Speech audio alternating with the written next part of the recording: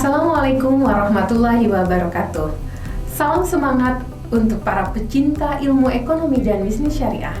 Perkenalkan, saya dengan Aas Nur Asia. Di sini kita akan sama-sama belajar mengenal lebih dekat tentang perilaku ekonomi dalam perspektif Islam. Sebelum dimulai, kita baca basmalah yuk. Bismillahirrahmanirrahim. Yuk siapkan buku catatannya. Apakah kalian pernah mendengar istilah perilaku ekonomi? Apa saja sih yang termasuk dalam kategori perilaku ekonomi dalam keseharian kita? Lalu, bagaimana pandangan Islam tentang perilaku ekonomi ini? Nah, untuk mengenal lebih jauh tentang ini, yuk kita sama-sama simak penjelasannya. Ilmu ekonomi pada dasarnya adalah ilmu tentang perilaku manusia, karena aktivitas ekonomi adalah aktivitas manusia. Maka analisis dalam ilmu ekonomi harus mendasarkan diri pada perilaku manusia. Perilaku manusia ini disebut dengan Homo economicus, yang menyederhanakan perilaku manusia sebagai individu ekonomi yang memiliki sifat perfect self-interest, perfect rationality, dan perfect information. Lalu, apa saja sih aksioma atau keyakinan Islam yang perlu diperhatikan dalam perilaku ekonomi? Ekonomi Islam dibangun atas dasar aksioma atau keyakinan-keyakinan yang menjadikan dasar perilaku manusia itu adalah: 1. Kehidupan yang sesungguhnya adalah akhirat. 2. Kehidupan akhirat merupakan akhir pembalasan atau pengadilan bagi kehidupan dunia. Yang ketiga, pemikiran akal manusia adalah terbatas, dan sumber informasi yang sempurna hanyalah ada pada Al-Quran dan Al-Hadis. Nah, keyakinan tersebutlah yang akan membedakan perilaku ekonomi dalam perspektif Islam secara umum. Oleh karena itu, bentuk perilaku ekonomi dari seseorang yang sudah sesuai dengan perspektif Islam tentunya akan sangat berbeda, yaitu 1. Self-interest yang hanya akan mementingkan diri sendiri bergeser menjadi perilaku hukum, yaitu perilaku yang terintegrasi dalam memperhatikan diri sendiri, keluarga, masyarakat, dan lingkungan sekitar. Kedua, utilitas yang berorientasi pada kepuasan dan bersifat relatif bergeser menjadi perilaku yang maslahah, yaitu mempertimbangkan manfaat bagi diri sendiri dan juga orang lain. 3. Pertimbangan yang hanya mengacu pada rasionalitas akan bergeser menjadi perilaku takwa yang memperhatikan ketaatan kepada segala aturan yang telah Allah tentukan. Nah, gimana sahabat-sahabat? Masih pada semangat kan belajar perilaku ekonomi dalam perspektif Islam? Sekarang kita akan belajar untuk membedakan kebutuhan versus keinginan, serta bagaimana tingkatan kebutuhan. Biar lebih mudah, yuk kita ambil contoh sederhana dari keseharian kita. Saya akan ambil contoh handphone ya. Nih, kebetulan nih saya bawa handphone, barang yang saat ini pasti dimiliki oleh setiap orang, khususnya sahabat-sahabat yang berstatus sebagai mahasiswa. Betul bukan? Sekarang saya tanya, apakah handphone buat kalian yang berstatus mahasiswa ini kebutuhan atau keinginan?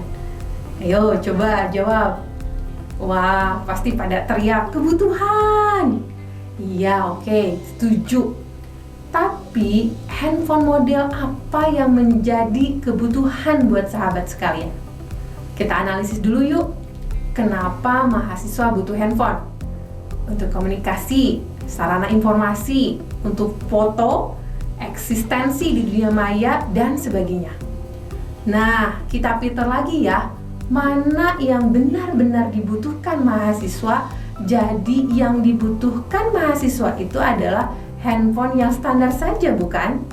Ketika handphone yang kita beli sudah seri paling advance dengan harga yang sangat mahal, sudah bukan lagi kebutuhan, tapi bergeser menjadi keinginan.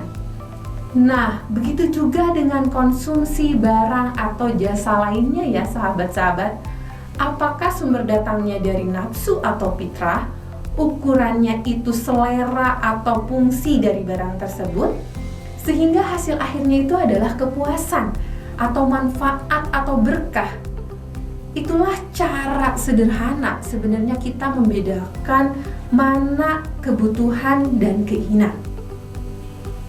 Oke, selanjutnya kita akan belajar dan mengetahui tentang tingkatan kebutuhan. Tingkatan kebutuhan itu terdiri atas 3 hal, yaitu kebutuhan daruriyah, kebutuhan hajiyah, dan juga tahsaniyah. Daruriyah atau darurat merupakan kebutuhan mendasar yang wajib kita penuhi oleh setiap manusia.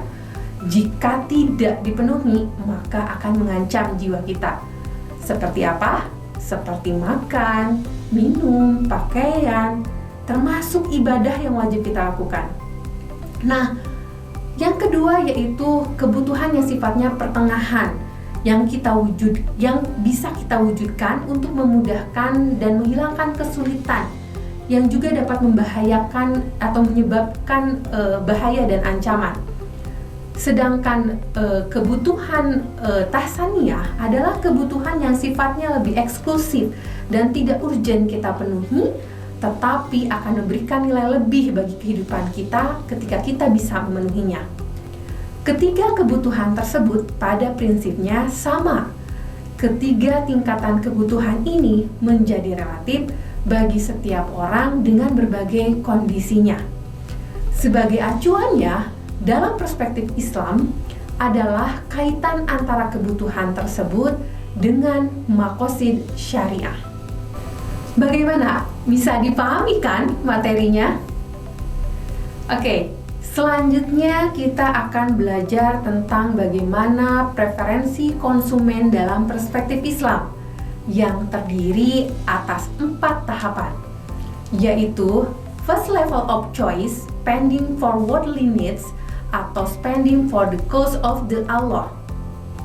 Second level of choice, future consumption atau present consumption.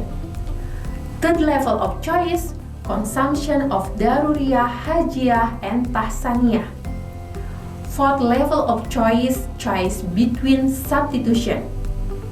Dari tingkatan ini, kita akan belajar bagaimana seorang muslim seharusnya menentukan pilihan ketika menentukan keputusan dalam melakukan konsumsi.